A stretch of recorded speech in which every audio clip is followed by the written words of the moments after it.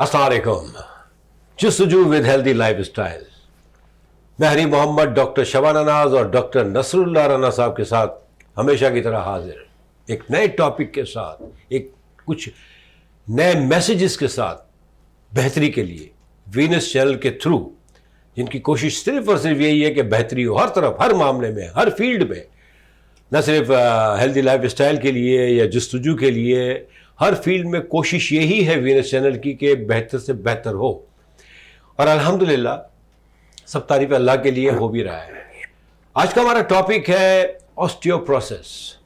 जी, हड्डियों में भुरभुरापन, इसका कैसे होना, क्या होना, क्यों होना, क्या वजह है और क्या प्रिकॉशंस हैं, उसकी सबकी जानकारी आपको दी जाएगी। तो आप हमारे साथ जुड़े रहिएगा और इंशाअल्लाह ताला हमेशा की तरह आपको इस प्रोग्राम से भी बहुत फ़ायदा होगा। तो आइए बात करते हैं डॉक्टर शबाना नाज और डॉक्टर नसरुल्लाह राना साहब से कि क्या कहते हैं वो इस बारे में, क्या मैसेजेस देते हैं आप लोगों के लिए, आपकी बेहतरी के लिए। अस्सलाम वालेकुम। वालेकुम सलाम। कैसे हैं डॉक्टर आप? अल्लाह का शुक्र है। माशाल्लाह, आप तो फ्रेश रहते हैं। मतलब जो अंदर की जो चीज़ें होती है ना, अगर आपके अंदर इनर आपका अच्छा है, अच्छी सोच है, तो इंसान का चेहरा बताता है कि क्या फीलिंग्स है आपकी।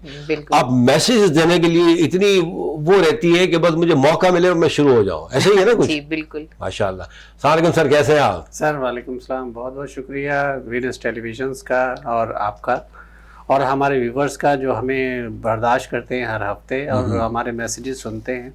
बर्दाश्त यूँ कि ज़ाहिर है कि हमारा प्रोग्राम 40 मिनट का होता है और उसमें हो सकता है जी तो चाहता हो इनका खाने पीने के लिए, लेकिन हमारे मैसेजेस ऐसे होते हैं कि शायद नहीं उठ पाते होंगे, बर्दाश्त कर रहे होते हैं। नहीं डॉक्टर साहब, इसका तो खैर मैसेजेस आपको भी आते हैं, मुझे भी मिलते हैं, लोग भी मिलते हैं, तो they used to appreciate. I mean जो मैसेजेस है बेसिकली ना, जो प्रिकॉशंस है, जो केयरिंग जो आप बताते हैं कि किस तरह एहतियात करनी चाहिए, तो उसका लोग बड़ा फ़ायदा उठा रहे हैं। अब नेचुरली देखें, बहुत से प्रोग्राम चलते हैं, चारों तरफ नज़र होती है व्यूअर्स की, कहीं से भी कोई मिल जाए, फिर व्हाट्सएप है आपका, फेसबुक है, तो इतनी सारी चीज़ें हैं। इसमें अगर कुछ लोग देख के अगर महसूस हो के इससे फ़ायदा उठा रहे, तो ये हमारी जीत है, वीनस चैनल की जीत है, अल्हम्दुलिल्लाह।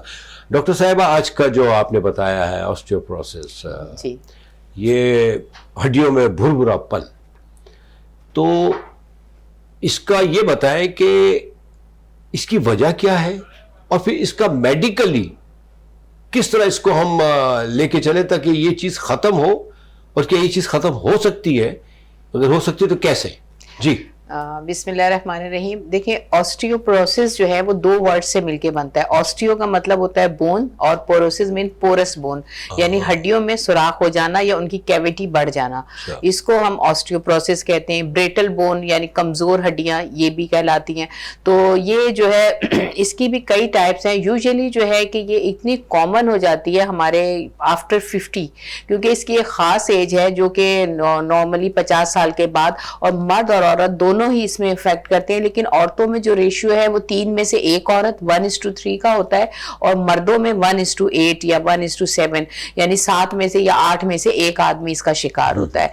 तो नॉर्मली जो है वो हमें ये चाहिए कि जब हमें कोई भी ऐसा प्रॉब्लम होता है, अच्छा इसकी ये है कि इसको साइलेंट किलर भी कहा जाता है, थीफ ऑफ बोन भी कहा जाता है, कि आपको इनिशियली तो पता ही नहीं चलता कि आपकी बॉडी में ये चेंजेस आ रही हैं। आपको पता जब चलता है जब आपको इसका लेवल बढ़ जाता है या ऑस्टियोपीनिया हो जाता है। ऑस्टियोपीनिया इससे ज़रा अर्ली स्टेज होती है जिसमें हमारी बॉडी का कैल्शियम बोन्स का कम हो जाता है, क्योंकि हमारी हड्डियों में मेन कंटेंट्स जो है ना 2 टाइप के होते हैं। एक में जो है उसके सेल्स होते हैं जो कि उसको बोन्स को बनाते हैं, और दूसरा जो है प्रोटीन होती है। और इसके अलावा इनऑर्गेनिक्स में हमारे पास सोडियम है, पोटेशियम है, कैल्शियम है, विटामिन डी है, फॉस्फेट है और कार्बोनेट है। ये सारी चीज़ें भी मिलके हमारी हड्डी को बना रही होती हैं। लेकिन बेसिकली जो 90% हमारी हड्डियों को बनाते हैं वो कैल्शियम जो है वो उसकी ज़्यादा मिकदार हमारी बोन्स के लिए ज़रूरी होती है, और कैल्शियम ज़रूरी होता है विटामिन डी के लिए। विटामिन डी भी हमारी बोन्स के लिए ज़रूरी होता है।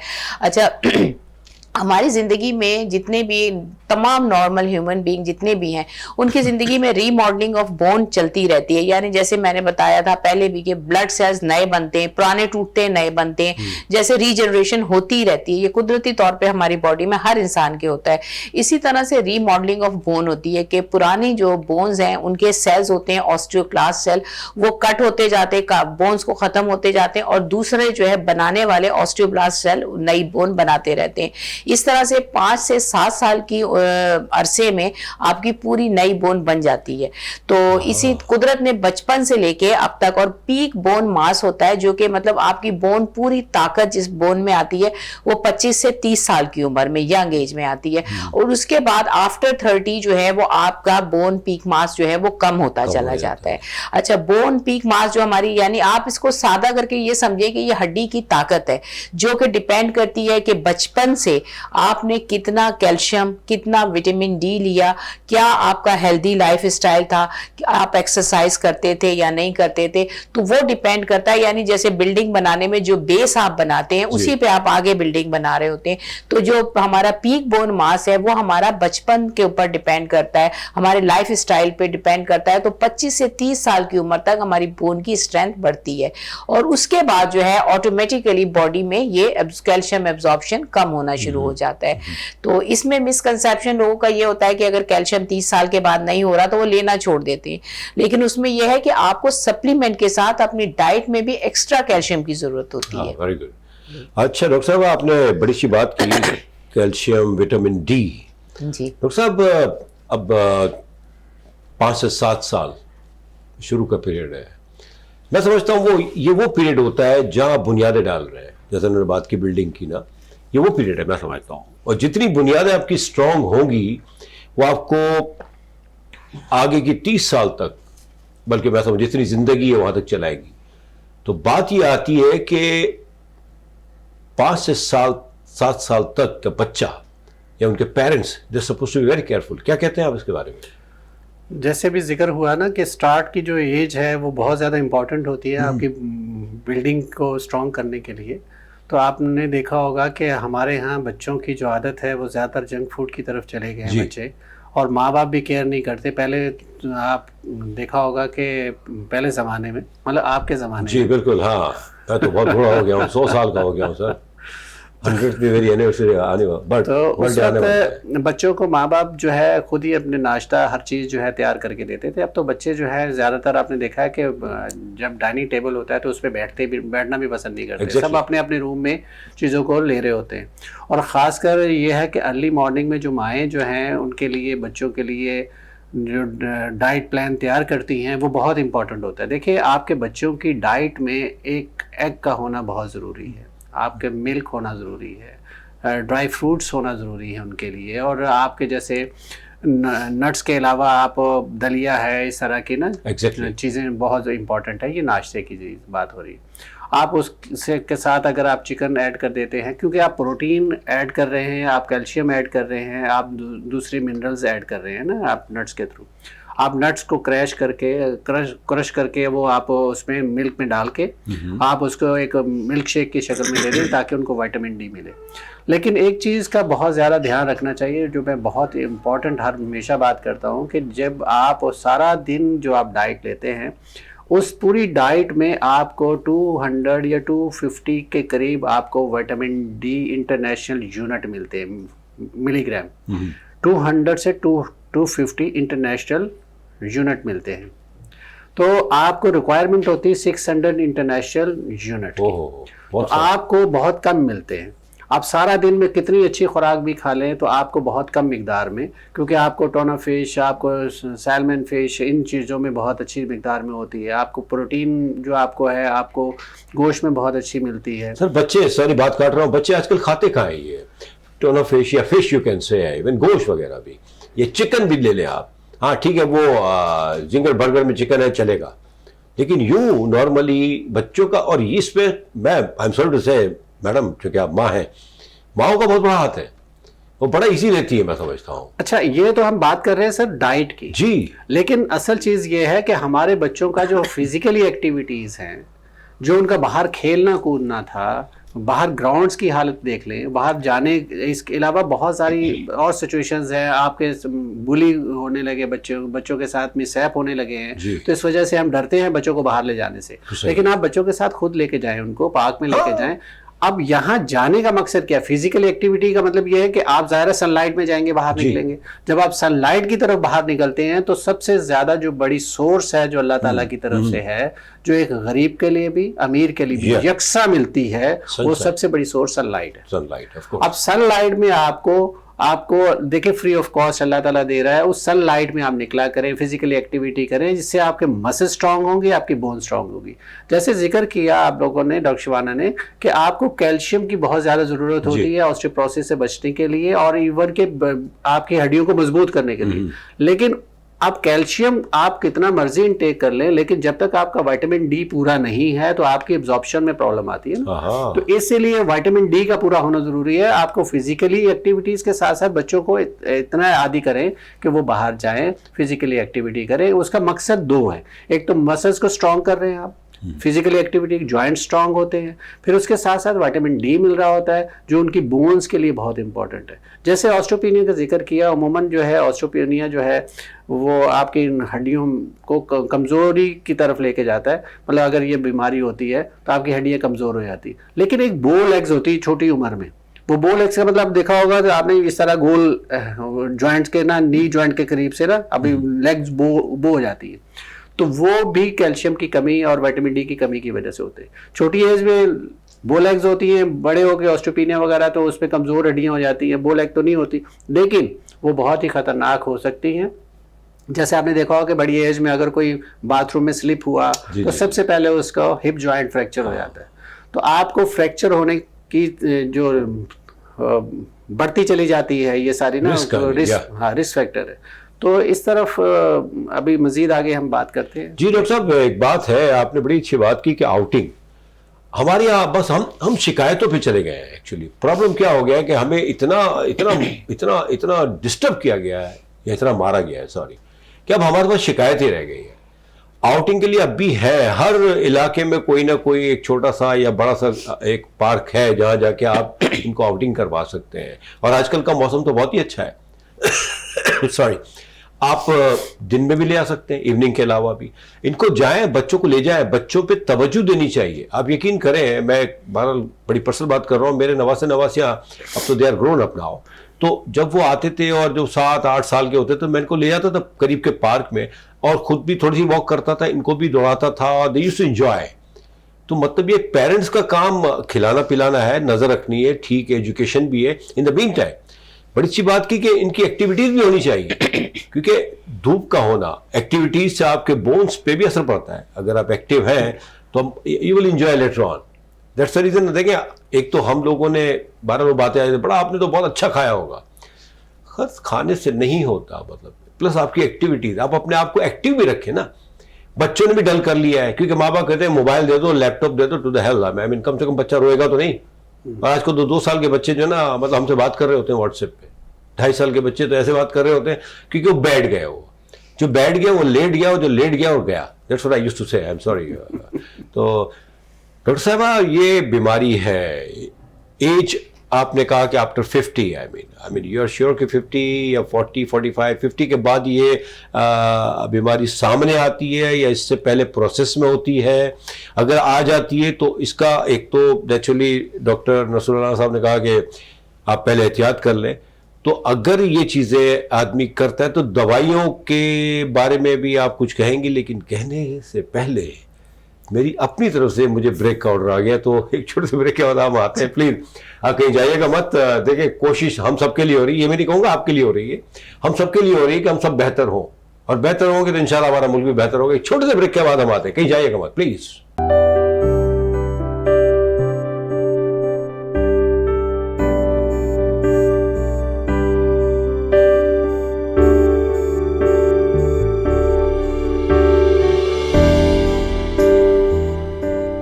Welcome back. बात हो रही है हम सबको ठीक होने की, किसी एक को नहीं, ना आपको, ना मुझे, ना डॉक्टर साहिबा को, ना डॉक्टर साहब को, हम सब ने ठीक होना है। और कुछ तो आवाज़ें आ रही हैं ठीक होने की। चले बात करते हैं। जी डॉक्टर साहब, मेरा सवाल था कि मतलब अगर बंदा महसूस कर लेता है कि बीमारी हो रही है तो वो क्या क्या एहतियाती तदाबीर करे कि ये बीमारी आगे ना बढ़े, या अगर एक दफ़ा ये बीमारी आ जाती है फॉर एग्जांपल तो क्या रुक जाती है या ख़त्म हो जाती है, या आई एम सॉरी टू से कि होती नहीं है ख़त्म? असल में जब हमें इसकी वजूहात पता चल जाएं कि किस वजह से होती है, किस चीज़ों में हम रिस्क फैक्टर पे हैं, तो ऑटोमेटिकली अगर हमें वो साइन सिम्टम्स हम अभी आपको बताएंगे तो उससे हमें अंदाज़ा हो जाएगा कि हम केयरफुल हो जाएं या अलार्म हमारे जहन में बच जाएगा। सबसे पहले तो इसकी जो है मेनली जैसे मैंने बताया एज रिलेटेड होती है।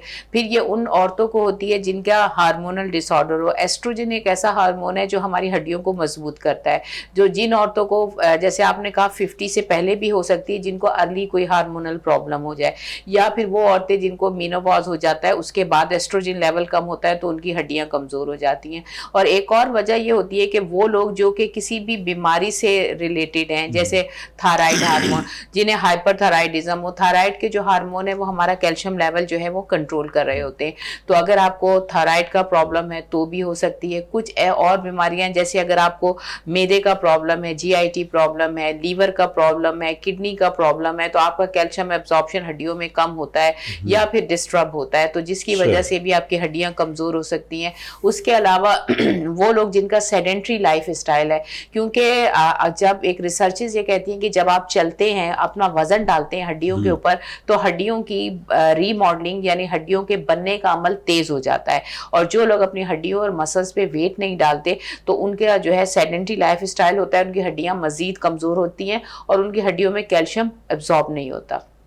तो एक तो वजह ये हो गई कि जो लोग एक्सरसाइज नहीं करते, वॉक नहीं करते, बैठे रहते, या फिर निकोटीन जो हमारी सिगरेट में होती है, वो भी हमारे कैल्शियम एब्जॉर्प्शन कम करती है, हड्डियां कमजोर होती हैं सिगरेट पीने वालों की, अल्कोहल लेने वालों की।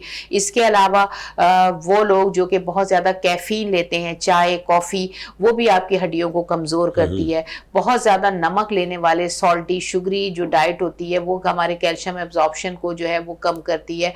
इसके अलावा ये है कि अब आप अगर मुस्तकिल जो है वो इस तरह का कि आपका कैल्शियम डेफिशिएंसी है, आपका विटामिन D डेफिशिएंसी है, आपकी बैलेंस डाइट नहीं है, तो आपको ये सारे प्रॉब्लम्स हो सकते हैं। अच्छा, इसमें जैसे मैंने बताया कि इसे थीफ ऑफ बोन कहते हैं, आपको पता ही नहीं चलता, अंदर ही अंदर ये प्रॉब्लम होता है। लेकिन अगर आपकी फैमिली हिस्ट्री भी है तो आप हाई रिस्क पे हैं। तो अगर आपको ऐसा होता है कि इसमें खास जगह हैं जिनका फ्रैक्चर होने के बहुत ज़्यादा चांस होते हैं। एक तो कमर में दर्द आपको रहेगा और आपको समझ नहीं आएगा, दर्द फैला हुआ होगा, ज्वाइंट्स में नहीं पूरे बोन्स में होता है। आपका स्पाइन, वर्टिब्रल कॉलम, उसमें जो है आपके बोन जो है वो टेढ़े हो जाते हैं, फ्रैक्चर हो जाता है, प्रेशर की वजह से आपका हम्प निकल आता है, कुब निकल आता है। उसके अलावा कूल्हे का जोड़ जो है वो बहुत कमज़ोर हो जाता है, उसके फ्रैक्चर के चांसेस बहुत ज़्यादा होते हैं। फिर ये जो रिस्ट है, रिस्ट की इन बोन्स के ऊपर जब आप वज़न उठाएंगे तो आपको दर्द होगा, इसके फ्रैक्चर बहुत कॉमन है। और उसके बाद आपको वीकनेस महसूस होती है, आपको कमज़ोरी महसूस हो, तो ये सारी अलामात हैं जो आपको अगर ऐसा हो तो आप फ़ौरन डॉक्टर के पास जाएं। डॉक्टर आपका सिंपल अगर एक्सरे भी कराता है तो एक्सरे में भी बोन डेंसिटी पता चल जाती है, नहीं तो फिर आपका डेक्सा स्कैन, जिसको डबल एनर्जी एक्सरे कहा जाता है, वो स्कैन कराया जाता है। उसमें हम फिर बोन की डेंसिटी देख के डिसाइड करते हैं। उसमें कुछ स्टैंडर्ड्स हैं, अगर आप उस वैल्यू से कम हैं तो आपको जो है नॉर्मल है, ऑस्ट्रोपीनिया है या ऑस्टियोप्रोसिस है। अच्छा, सवाल ये पैदा होता है कि अगर बंदा थोड़ा सा फील करे ऐसी कोई चीज़ तो हमेशा हम कहते हैं कि डॉक्टर से रुजू करें वो इमीडिएटली, नंबर 1। नंबर 2, इसका चेकअप होते रहना चाहिए। ये जो डेक्सा स्कैन क्या कहा आपने? जी देखिए, अगर आप 50 से अबव हैं, ठीक है ना, 50 से अबव हैं आप, ये स्पेशली वो औरतें जो प्रेगनेंसी के वक्त भी उनको बड़ा इशू होता है, तो उनको उस वक्त भी ये चेकअप करवाना चाहिए? नहीं, उस वक्त नहीं, उस वक्त तो डॉक्टर्स वैसे भी रेडिएशन से मना करते हैं ड्यूरिंग प्रेगनेंसी, वहाँ तो कराना प्रेगनेंसी। हाँ, आफ्टर प्रेगनेंसी नहीं, आफ्टर प्रेगनेंसी अगर आप 50 को क्रॉस कर गए, अगर लेट आपकी प्रेगनेंसी है या फिर आपको कोई हार्मोनल डिसऑर्डर है, तो उस सूरत में, और अगर आपकी कमर में दर्द रहता है, आपकी बॉडी में दर्द रहता है, कमजोरी है, लिथार्जिक है, तो आप ऑटोमेटिकली डॉक्टर के पास जाएंगे। डॉक्टर अगर आपके आपके दर्द है तो आपको एक्सरे कराएगा। जब वो डॉक्टर एक्सरे कराएगा, सीबीसी कराएगा, तो उसको उसमें ऑटोमेटिकली जो है वो आपका vitamin D level, calcium level पता चलेगा, आपकी बोन की डेंसिटी पता चलेगी। अगर उसको एक सिंपल एक्सरे में ये पता चलेगा कि कुछ बोन डेंसिटी कमजोर लग रही है, तो फिर वो फर्दर, ये तो मजीद कंफर्मेटिव टेस्ट होता है जो डेक्सा स्कैन कराया जाता है, क्योंकि ये डबल एनर्जी एक्सरे होता है। तो डॉक्टर्स की कोशिश होती है पहले सिंपली देख ले, अगर उनको ये डायग्नोस हो जाता है कि इनको बोन डेंसिटी में प्रॉब्लम है, तो फिर डेक्सा स्कैन कराया जाता है। अच्छा डॉक्टर साहब, मैं आप ही की तरफ आ रहा हूँ और एक सवाल है मेरा कि हम हमेशा कहते आए कि डॉक्टर के पास जाएं और डरे ना किसी भी आप एक्सरे या टेस्ट करवाने से, क्योंकि देखिए पता जब ही चलेगा जब ये चीज़ें होंगी तो सामने आएंगी। क्योंकि नॉर्मली हमारे जो फिजिशियंस होते हैं, फैमिली फिजिशियंस जो नॉर्मल होते हैं, दे यूज्ड टू गिव अपनी दवाइयाँ, वो उसी पे कोशिश करते हैं कि कुछ हो जाए बेहतरी, या फिर कहीं कोई एंटीबायोटिक दे दी। तो क्या आप कहते हैं कि क्या मतलब अगर कोई ज़्यादा फील करे तो हम डॉक्टर चेंज करें, या उसी डॉक्टर से कहें कि भाई हमारा ये टेस्ट भी करवा लो, कोई स्पेसिफिक टेस्ट है इसके लिए? जी, एक्सरे, सॉरी जी, इसके जैसे डेक्सा स्कैन अभी जिक्र किया है, ये हैं, और इसके अलावा भी ऑस्टियोपोरोसिस के हैं टेस्ट हैं, ब्लड टेस्ट भी है। बात असल में अभी बातों बातों में एक जिक्र हो रहा था कि जैसे आप निकोटीन जो लेते हैं बहुत ज़्यादा, और बहुत ज़्यादा अल्कोहलिक वाले जो लोग होते हैं उनको ये प्रॉब्लम होने के चांसेस ज़्यादा हो जाते हैं, या मीनोपॉज में जिनका अर्ली हो जाता है, या आफ्टर मीनोपॉज जो है वो ये एस्ट्रोजन जो लेवल है वो डिस्टर्ब होता है, जिसकी वजह से ये होने के चांसेस होते हैं। अच्छा, असल में एक चीज़ बहुत नोटेबल है यहाँ, निकोटीन लेने वाले, अल्कोहलिक लेने वाले, देखिए अभी जिक्र हो रहा था कि जिनका लिवर डिस्टर्ब है, जिनकी किडनी डिस्टर्ब, क्योंकि ये दोनों चीज़ें हैं, लिवर और किडनी दोनों डिस्टर्ब करती हैं। इसके अलावा आप देखें कि वो लोग जो बहुत ज़्यादा ऑयली चीज़ें यूज़ करते हैं, चिकनी चीज़ें, स्पाइसी चीज़ें, और ये आजकल बहुत ज़्यादा लोग जो हैं ढाबे पे इधर उधर जो हैं चीज़ें अब ऑर्डर कर देते हैं, वो चीज़ें अब माँ के हाथ की पकी हुई चीज़ें तो अब रही नहीं है, और वो टेस्ट भी अब डेवलप माओ ने किया नहीं, क्योंकि माँ के हाथ की पकी हुई का जो टेस्ट था जो हम लोगों ने खाया वो बिल्कुल अब बच्चे लेते ही। सर यह बात काटूंगा मैं, अक्सर मेरी बहस रहती है वाइफ से कि पहले ज़माने में घर में मसाले तैयार किए जाते थे और उसी से पकता था। बिल्कुल, एक तो घर का मामला, अब तो वो डिब्बे आ रहे हैं सर, छोड़ें क्या करना है, मेहनत कहाँ करनी है, माफ कीजिएगा ये मुझे घूर रही है, तो मैंने कहा ऐसा हो रहा है ना? हाँ बिल्कुल, आपके साथ भी हो रहा है? नहीं, हमारे साथ कुछ नजर आ रहा है मुझे, मतलब आपने खुल के बात करे थे, मतलब ऐसा कुछ भी अभी नहीं। हम पहले वो खुल के बात कर रहे थे। बात यह है कि देखिए हम दो चीज़ों का जिक्र कर रहे हैं कि एक तो वो लोग जो अल्कोहलिक हैं, जो पीने वाले जो लोग हैं, या सिगरेट पीने वाले स्मोकर्स है, एक्चुअली होता क्या है, क्योंकि उनके लिवर और किडनी में अगर इफेक्ट आता है, कोई प्रॉब्लम आती है, तो विटामिन डी जो D3 की जो हमारी जो हम सनलाइट से लेते हैं, सब उसकी एब्जॉर्प्शन जो है लीवर और किडनी में होती है। अच्छा, किडनी में बनता है, मतलब हम हमारे लीवर और किडनी में जाके वो प्रोड्यूस करते हैं, वो फिर बाद में किडनी से होता हुआ फिर वो D3 में कन्वर्ट हो जाता है। तो जब आपका विटामिन D3 बनेगा तो आपको कैल्शियम अब्जॉर्ब होगा, तो मतलब आपके ये दोनों मेजर जो सोर्स हैं जो आपको विटामिन डी प्रोड्यूस कर रहे थे, लीवर और किडनी, वो अगर किसी वजह से इफेक्ट हो जाए तो इसका मतलब विटामिन डी नहीं हो रहेगा। जब विटामिन डी नहीं आपकी बॉडी में कमजोर पड़ जाएगा तो इसका मतलब ये है कि आप कैल्शियम की एब्जॉर्प्शन कम हो जाएगी। तो ये कॉमन सेंस की बात है कि बहुत सारे लोग जिनको खुदा न खास्ता ब्लड प्रेशर का इशू है, जो मेडिसिन लेते हैं, वो उनको बहुत एहतियात की ज़रूरत है। वो लोग जो मुरगन ग़ज़ाएँ खाते हैं, या खुदा न खास्ता हेपेटाइटिस या इस तरह के लीवर डिसऑर्डर्स के उनको प्रॉब्लम्स हैं, या खुदा न खास्ता किडनी की कोई प्रॉब्लम है, उनको बहुत एहतियात की ज़रूरत है। अच्छा, ये तो बात हुई है, चले अल्लाह ना करे कोई बिल्कुल फिट फाट भी हो, तो क्या उसको भी ये बीमारी हो सकती है डॉक्टर साहिबा? आई मीन कोई रीज़न? क्योंकि अगर आप स्मोकर नहीं है या आप पीते पिलाते नहीं है, आप अपने आप का बड़ा ख्याल रखते हैं, इसके बावजूद भी देखा गया है कि कुछ लोग इसकी शिकायत करते हैं, आई मीन ऑस्टियोपोरोसिस की, आई मीन भुरभुरेपन की, और अगर वो भी खुदा न खास्ता गिरे, या तो फिर एक चीज़ ये आती है जहन में कि आफ्टर 60-65 ऑटोमेटिकली एज और हमारी बोन्स बड़ी कमज़ोर हो जाती है, तो उस वक्त गिरना तो जी बिल्कुल जी। हाँ, तो नॉर्मली होता तो ये, जैसे अगर आप 50-60 क्रॉस कर लेते हैं, उसके बाद आप प्रॉपर एक्सरसाइज नहीं कर रहे, वॉक नहीं कर रहे, ऑटोमेटिकली बॉडी का सिस्टम तो स्लो हो ही जाएगा, जैसे कैल्शियम एब्जॉर्प्शन स्लो हो ही जाएगा, तो वो तो हर आदमी का होगा आफ्टर 50-55। लेकिन उसमें क्या है, आपने एक्स्ट्रा केयर करनी है। एक्स्ट्रा केयर में आपका कैल्शियम, आपका विटामिन डी जो है वो इसको कंट्रोल करना बहुत ज़्यादा इंपॉर्टेंट है। जैसे हेल्दी लाइफ स्टाइल बहुत इंपॉर्टेंट है, बैलेंस डाइट बहुत इंपॉर्टेंट है, ये चीज़। अच्छा, इससे तो ये भी हुआ ना कि आपने बाकायदगी से आफ्टर 60 या 60 ना रिटायर्ड लाइफ या वट एवर द केस में भी आप काम भी कर रहे हैं, लेकिन आपने सनलाइट ज़रूर लेनी है, विच इज़ वेरी इंपॉर्टेंट, जो हम इग्नोर करते हैं। बड़ी उम्र में जाके थोड़ा सा ये इशू रहता है कि हम मिडिल एज या बच्चों को कहते हैं कि यार इनको खेलना चाहिए, कूदना चाहिए, धूप में बैठना चाहिए। तो मैं तो समझता हूँ कि आफ्टर 60 बहुत ज़्यादा एहतियात करते हुए बहुत ज़्यादा धूप लेनी चाहिए। बल्कि जितनी एज बढ़ती है, हमारे यहाँ ये ट्रेंड है, हम कहते हैं कि भाई हमसे अब काम नहीं होता, हम बैठे हुए हैं, हमसे ज़्यादा नहीं चला जाता, हम बाजार नहीं जा रहे, हम सीढ़ियाँ नहीं उतर रहे, हम वॉक नहीं कर रहे, हम एक्सरसाइज नहीं कर रहे, हम हैवी वर्क नहीं कर रहे। जबकि साइंस ये कहती है कि आप जितना ज़्यादा हड्डियों पे वजन डालेंगे, लोड डालेंगे, जैसे आप वॉक करेंगे, एक्सरसाइज करेंगे, तो ऑटोमेटिकली, या आप डेली एक्टिविटीज़ अपनी कर रहे हैं, आप ज़्यादा भारी काम ना करें, आप हल्के फुल्के अपने काम नॉर्मल एक्टिविटीज के रखें। आप ज्यादा देर लेटे रहेंगे, लेटे रहने से आपकी स्पाइन के ऊपर प्रेशर आएगा, जबकि ऑस्टियोपोरोसिस में स्पाइन ही सबसे ज्यादा कमजोर होती है, इसी में फ्रैक्चर होना शुरू हो जाते हैं। कंप्रेशन फ्रैक्चर्स हैं, स्ट्रेस फ्रैक्चर हैं। अगर आप लेटेंगे, लेटने से आपकी स्पाइन के ऊपर प्रेशर आएगा, आपको पता ही नहीं चलता, उसमें फ्रैक्चर हो जाता है। बहुत ज्यादा देर आप बैठे रहते हैं तो उसकी वजह से कंप्रेशन फ्रैक्चर हो जाता है। तो इसीलिए, और आपको ऑटोमेटिकली आपका वजन बढ़ जाता है जब आप वॉक नहीं करेंगे, तो आपका क्या है, एक्टिविटीज नहीं करेंगे, वजन बढ़ता है, हड्डियां भुरभुरी हो रही हैं, ज्यादा वजन होगा और तो आपको स्ट्रेस फ्रैक्चर बहुत ज्यादा होते हैं। तो इसी कोशिश यही करनी चाहिए, जैसे एज बढ़े आप अपनी एक्टिविटीज को जारी रखें, आप अपना सेडेंटरी लाइफ स्टाइल बिल्कुल ना करें, अपने आप को हेल्थी लाइफ स्टाइल की तरफ रखें। हम ये करते हैं कि खाने की तरफ तवज्जो नहीं देते, खाना भी जो आ गया खा लिया। केयरफुल हमारी डाइट होनी चाहिए जिसमें हाई न्यूट्रिशन, लो कैलोरिक डाइट लें, वाटर इनटेक बहुत ज्यादा जी करें। बिल्कुल बिल्कुल। डॉक्टर साहब, आप भी मतलब सुन रहे हैं बातें, और इतनी सारी चीज़ें हैं।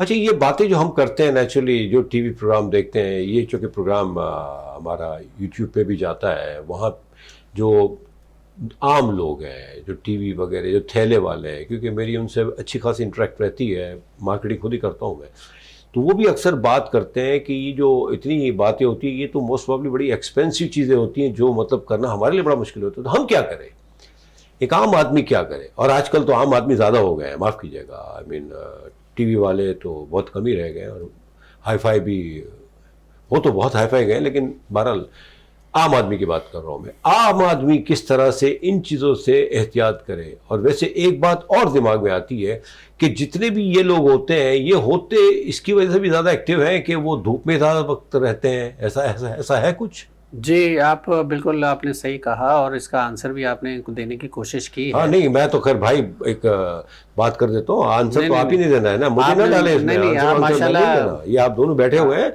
आप ही देते हैं, मैं तो बीच में कुछ ना कुछ शोशा छोड़ देता हूँ, फिर आप शुरू हो जाते हैं नहीं दोनों। नहीं, माशाल्लाह आपने बहुत अच्छा पॉइंट उठाया। और देखें, जो हमारे यहाँ जैसे कोरोना की बात हो रही थी, जी तो आपने देखा होगा कि हमारे यहाँ गरीब तबका इससे बहुत कम मुतासर हुआ है। एग्जैक्टली, माशाल्लाह। और अल्हम्दुलिल्लाह अल्लाह ताला ने बचाया भी। उसकी भी हम हर प्रोग्राम में वजाहत ये देने की कोशिश करते हैं, और ये 100% रीज़न नहीं है, लेकिन कुछ फैक्टर्स हैं जो हम इसको डिनाई भी नहीं कर सकते, क्योंकि हमारे जो गरीब लोग हैं, जो मजदूर तबका है, वो बाहर रहता है, एक्सरसाइज और एक्टिविटीज़ में रहता है और मेहनत करता है, वो बहुत मेहनती लोग होते हैं। जी जी। और मेहनत की वजह से ज़ाहिर है उन्हें धूप छाँव की उसे परवाह नहीं होती। अब वो जब धूप में निकलते हैं, तो जब हम जिक्र कर रहे हैं बार बार कि आपको विटामिन डी की ज़रूरत होती है, अल्लाह ताला ने फ्री ऑफ कॉस्ट रखा हुआ है।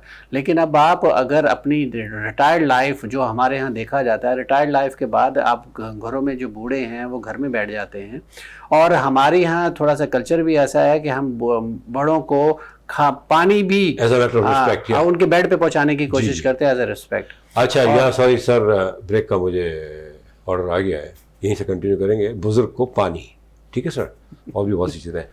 एक छोटे से ब्रेक के बाद आते हैं, कहीं जाइएगा मत प्लीज़, जुड़े रहिएगा। एक छोटे से ब्रेक आते हैं, एक वेरी स्मॉल ब्रेक।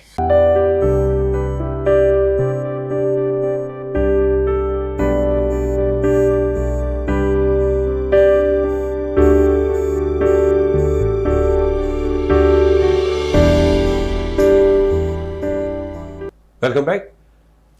बुजुर्ग very respectable, senior citizens very respectable, no doubt. हमारी यूथ, हमारे जो बच्चे हैं वो बड़ी इज्जत करते हैं, बड़ा केयर करते हैं, और यही वजह है कि अल्लाह ताला ने हमारी इस वक्त की जो यूथ है ना, जो 60-65% है, बहुत इंजॉय कर रही है, और इंशाअल्लाह राज करेगी दुनिया पे, सिर्फ पाकिस्तान पे भी नहीं। जी सर, आप कह रहे हैं बिल्कुल, वो हम पानी तक भी उनको नहीं पीने देते। एग्जैक्टली हमारी कोशिश होती है, अगर हमारी बहू बेटी घर में है तो हम ज़्यादातर जो घर के जो बड़े हैं वो उनकी कोशिश होती है कि वो जो हमारी माँ, बेटियाँ या हमारे बुज़ुर्ग जो ओल्ड एज हैं, उनको हम चाहते हैं कि वो ज़्यादा मूवमेंट ना करें और बेड पे बैठे रहें। रिस्पेक्ट के तौर पे उनको हर चीज़ बेड पे पहुंचाई जाती है, इससे उनकी मूवमेंट में भी फ़र्क आता है। और वो आपने देखा होगा कि बहुत कम हम अब दिखने में आता है, सवाए कुछ चंद फैमिलीज़ के जो पार्क में नज़र आती है। अदरवाइज तो आप देखें जितने भी गरीब तबका है उनमें जो ख़वातीन हैं स्पेशली, वो घरों से बाहर नहीं निकलते। इसीलिए एक तो अब देखिए ऑस्टियोपोरोसिस की रीज़न भी बताई, अगर अर्ली मीनोपॉज हो गया या उसके अपने वक्त पे हुआ है मीनोपॉज, तो उसके बाद अगर वो घर में हैं, उनका अगर विटामिन डी नहीं उनको मिल रहा है, कैल्शियम नहीं मिल रहा है। देखिए आज सारी चीज़ें अपनी जगह है, लेकिन जैसे अभी जिक्र हो रहा है कि आपकी मूवमेंट बहुत ज़रूरी है। अगर आपके घर में टेरेस है, आपके घर में छत है, आप उस पर वॉक कर लें, आप थोड़ा सा अपने आप को धूप में रखें, अपने आप को एक्टिव रखें, थोड़ी बहुत एक्सरसाइज करें। जैसे हमेशा हम लोग कहते हैं कि 20 से 25 मिनट जो है डेली आपने कम से कम वॉक करें और 5 मिनट की एक्सरसाइज कर लें।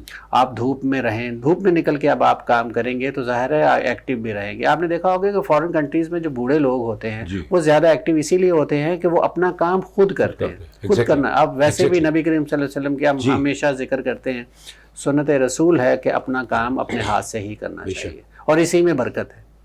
सर, ये हमारे पाकिस्तानी मर्द बातें तो करते हैं, अमल करते हैं?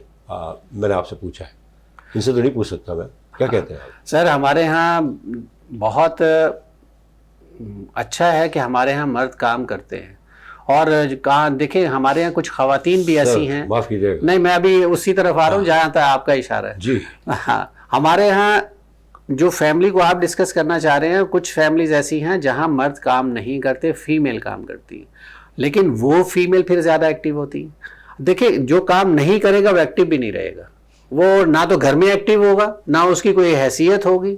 देखिए आप बिल्कुल डल होके बैठ जाएंगे ना, तो आपकी ना तो घर में वैल्यू है ना मुआशरे में। एग्जैक्टली भाई, ये लो लाइन के जो एरियाज हैं या लो लाइन के जो लोग हैं, उससे वहाँ जो देखा गया है, जैसे हम काम वालियाँ कहते हैं, हाउस मेड्स कहते हैं, वहाँ मर्द, माफ़ कीजिएगा, वहाँ मर्द घर में बैठे होते हैं, जो अक्सर उनकी काम वालियों से बातें होती हैं, वो एक्टिविटी नहीं होती। मर्द की जो औरतें they used to be very very very fast, very active and very energetic.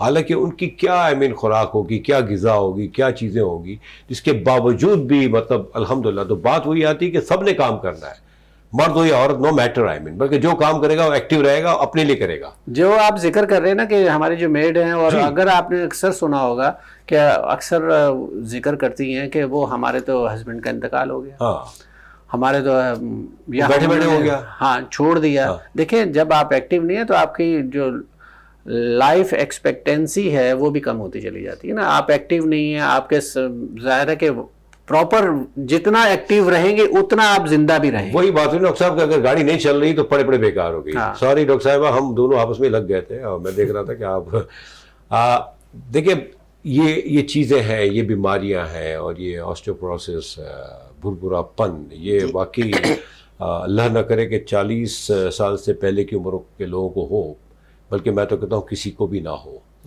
Question ये आता है कि आफ्टर 60, 65, 70 हमारे शहरों के लोग तो खैर बिल्कुल माफ़ कीजिएगा बिठा दिए जाते हैं या बैठ जाते हैं। इंटीरियर में देखें आप, पता चला कि 100 साल का अभी भी चल रहे थे, खुदा न खासा किसी की बात पता चलती है कि वो एक्सपायर हो गए, तो कहते नहीं वो सुबह फजर पढ़ने गए थे और आने के बाद दे यूज्ड टू बी 90, 95, 100। जी। तो हमारे शहरों में ये चीज़ें कैसे आए हमारे सीनियर्स के साथ, हम उनकी बात करते हैं आज अभी इसी वक्त। अब ये जो हम अवेयरनेस दे रहे हैं, इसका मकसद ही यही है कि लोग ये समझ पाएं कि उन्हें कितना चलना है। हमारे सीनियर्स हाँ। अब उमूमन टीवी ज्यादातर सीनियर्स ही देखते हैं, रिटायरमेंट हाँ। के बाद ज्यादा टाइम टीवी पे ही गुजरता है ना।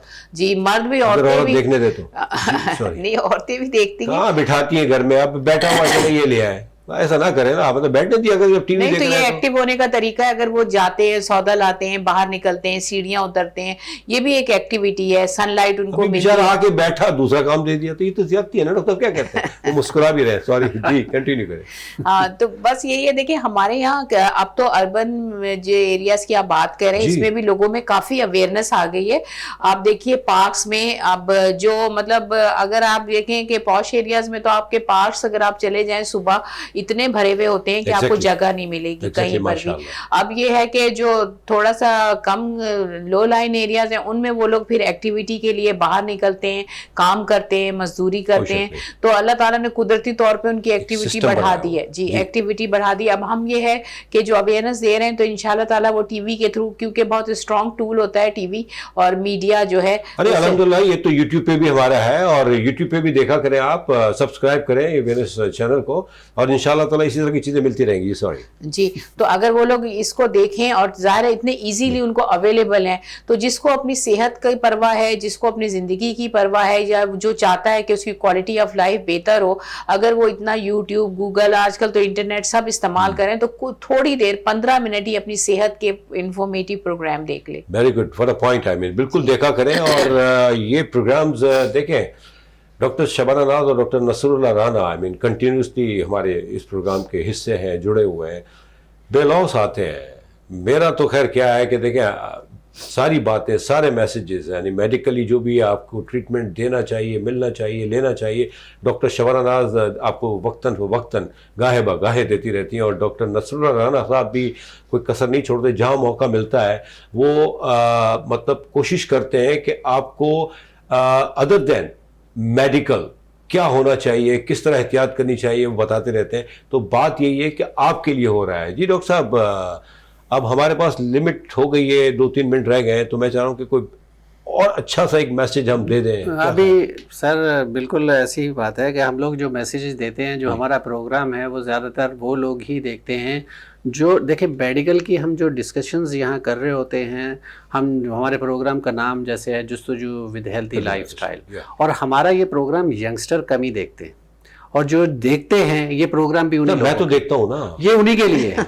I am young. हाँ, अच्छा जी, ये उन्हीं लोगों के लिए है। देखिए ना, हम जो भी डिजीज की बात कर रहे होते हैं कि देखिए अगर बच्चों की बात कर रहे हैं तो बड़े सुनेंगे तो वो अमल करवाएंगे जी। तो हमारा मकसद ये है कि पेरेंट्स के लिए, बड़ों के लिए, बुजुर्गों के लिए, और इवन के फीमेल माओ बहनों के लिए ये प्रोग्राम बहुत उस पॉइंट ऑफ व्यू से इफेक्टिव है कि क्योंकि वो अगर इस पे अमल करें। नहीं आपने एक सेकंड बात काट रहा हूँ, डॉक्टर शबाना नाज ने बड़ी सी बात की कि भाई देखें सीनियर्स, ठीक है, हम आप आजकल सोशल मीडिया की तरफ ज़्यादा शिफ्ट हो गए हैं, तो वो यूट्यूब पे भी देख सकते हैं बड़ी इजीली, आई मीन, और इतना आप अपना रिलेटेड जो वो है वो देख लें कि क्या आपको क्या बेनिफिट्स होने चाहिए, आप क्या बेनिफिट्स ले सकते हैं, आई मीन जो मौजूदा चीज़ें हैं, जो कुदरती नेमत है जो हमारे पास। जी सर।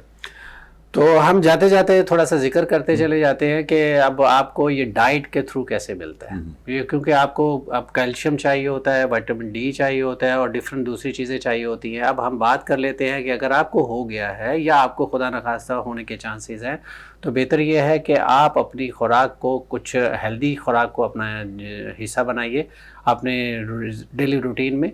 और उसमें यह है कि आप हरे पत्तों वाली सब्जियाँ उसका इस्तेमाल, सीजनल फ्रूट का इस्तेमाल, और अपनी डेयरी प्रोडक्ट्स, और हमारी डेयरी प्रोडक्ट्स में हमारे कैल्शियम और विटामिन डी वाफर मकदार में होता है। इसके अलावा हमारे गोश्त में बहुत ज़्यादा ज़रूरत है हमें कैल्शियम की, विटामिन डी की, और प्रोटीन भी उससे मिलता है। तो आप अपनी खुराक का हिस्सा बनाइए। आप देखिए महंगाई आने वाले वक्तों में हो सकता है कम हो जाए, अभी तो चांसेस जो लग रहे हैं हो सकता है बढ़ती जा रही है, लेकिन अल्लाह ताला ने जो नेमत दी है, हमारी सनलाइट जो दी है, वो फ्री ऑफ कॉस्ट। जी डॉक्टर साहब, कोई एक माइनर ब्रीफ सा कोई अगर मैं बस यही कहना चाहूंगी, देखिए हर आदमी ये चाहता है कि वो खूबसूरत नजर आए, क्योंकि हुस्न जो है वो अल्लाह ताला की एक बहुत बड़ी नेमत है।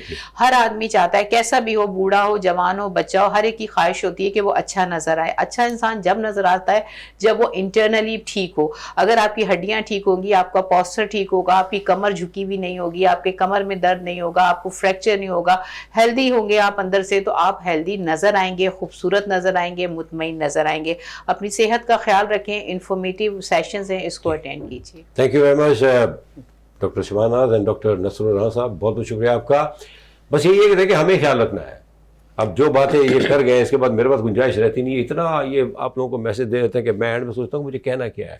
मैं सिर्फ इतना ही कहूँगा कि हम सब ने अपना अपना ख्याल रखना है और इंशाअल्लाह ताला अच्छी ज़िंदगी जीनी है इस मुल्क को आगे बढ़ाते हुए। अपना बहुत ख्याल रखिएगा। इंशाअल्लाह ताला नेक्स्ट प्रोग्राम में एक और अच्छे टॉपिक के साथ आपकी खिदमत के लिए हम तीनों हाजिर होंगे। अल्लाह ने के बाद।